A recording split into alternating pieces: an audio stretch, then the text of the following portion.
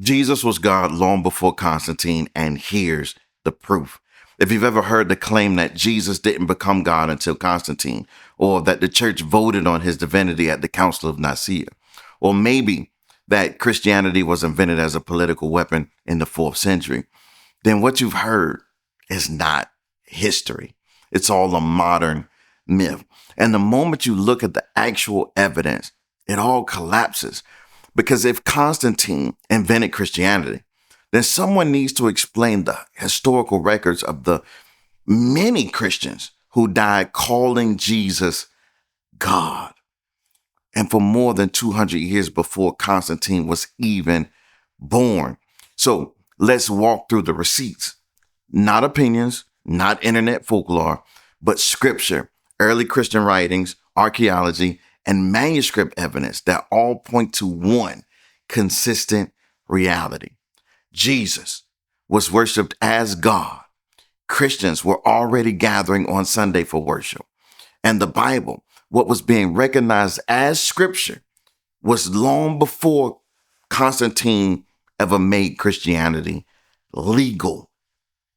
In the 1st century, long before Rome ever interacted with Christianity, the New Testament itself declares the divinity of Jesus. In John chapter 8, verse 58, Jesus says, "Before Abraham was, I am." That's not a metaphor. That is Jesus taking the divine name from Exodus chapter 3, verse 14, the name revealed to Moses at the burning bush, and applying it to himself. In John chapter 20, verse 28, Thomas sees the risen Jesus and falls down saying, "My Lord and my God." And Jesus doesn't stop him nor correct him. He receives the worship. In Philippians chapter 2, Paul quotes a hymn older than the letter itself, saying that every knee will bow and every tongue will confess that Jesus Christ is Lord. Paul is directly quoting Isaiah chapter 45, where every knee bows to YHWH alone. Some say Yahuwah, some say Jehovah, some say Yahweh. Whichever one, YHWH is the way that that's spelled. Now watch this. The Greek word proves it. Lord. Lord there is Kurios, the exact word used in the Greek Old Testament as a substitute for the name YHWH, which is the tetragrammaton.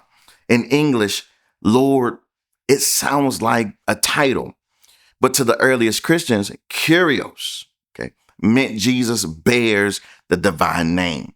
So the idea that Jesus became God in the 4th century ignores the fact that he was already being called God, was already worshiped as God, and was already recorded as God, both by Christian and Roman sources 2 centuries before Constantine. Then we move into the 2nd and 3rd centuries, still long before Constantine, and the picture gets even louder, not quieter. Ignatius of Antioch, writing around 107 AD, calls Jesus our God Jesus Christ. That's a disciple of the Apostle John, one generation away from Jesus himself. Pliny the Younger, a Roman governor writing to Emperor Trajan in 112 AD, describes Christians gathering and singing hymns to Christ as to a God. Pliny is not a Christian. He is interrogating them, and he confirms that they were already worshiping Jesus as divine. Justin, around 150 AD, explains to the emperor that Christians gather on the day called Sunday because Jesus rose on that day. Not because of Roman law, not because of a sun god, but because of the resurrection. Tertullian in 200 AD uses the word Trinity more than a century before the Council of Nicaea and explains Father, Son, and Spirit as one substance. Origen, around 240 AD, identifies the same four gospels we have today as the universally received ones. So, for the first 3 centuries of Christian history, before Constantine, Christians were already worshiping Jesus as God, meeting on Sundays, and treating apostolic writings as scripture. And now, in our very generation, archaeology has begun confirming what believers had already known for centuries. In the early 2000s, the Megiddo Mosaic in Israel was excavated. The floor of an early Christian gathering place dated to the early 3rd century. That's at least 100 years before Constantine. And the inscription dedicates the space to God, Jesus Christ. That is not a later creed. That is pre-Constantinian confession carved into stone by believers risking Roman persecution. In 1947, the Dead Sea Scrolls were discovered, pushing our Old Testament manuscripts back 1,000 years earlier than we ever had before, and confirming the reliability of the Hebrew text. Codex Vaticanus and Codex Sinaiticus, 2 of the earliest full Bible manuscripts ever found, dating from the 300s, already contained the same New Testament books Christians were using before and during the time of Constantine. Christians today have more manuscript evidence, more archaeological confirmation, and more historical documentation for our faith than any generation before us. Yet many of us have more doubt than Christians who never had access to any of this. So the issue today is not, do we have enough evidence to believe? The issue is, what will we do with the evidence we have now? The same is true with the Bible. The claim that Constantine decided which books belonged in Scripture is historically false. Around 175, that's 150 years before the Council of Nicaea, the Mauriturean fragment lists most of the New Testament books. Around 240, Origen affirms the same 4 gospels we have today. Around 320, 5 years before the Council of Nicaea, Eusebius distinguishes between books universally accepted and books still debated, meaning the canon was already known and recognized before Nicaea ever met. And there's not a single ancient document showing Constantine choosing books of the Bible. Not one. The Council of Nicaea never discussed the canon. Look it up. The evidence is there. The records of what was discussed during the Council of Nicaea is all available to you. Constantine didn't create the Bible. He walked into a world where the Bible already existed. So, what did Constantine actually do? In 313 AD, he issued the Edict of Milan, declaring that Christians and all others should have the freedom to follow whatever religion they chose. He didn't make Christianity the official religion of Rome. I don't know where that came from.